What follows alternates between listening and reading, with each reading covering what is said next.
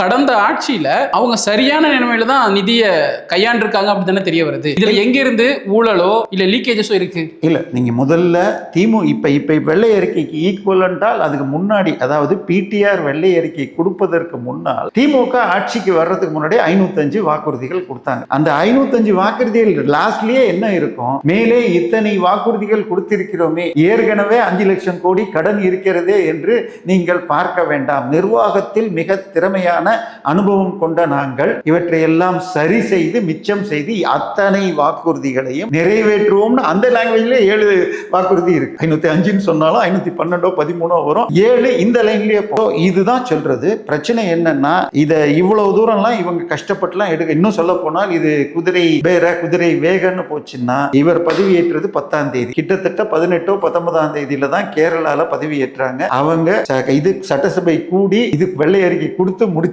இத வேகம் யாருன்னு உங்களுக்கு புரிஞ்சிடும்.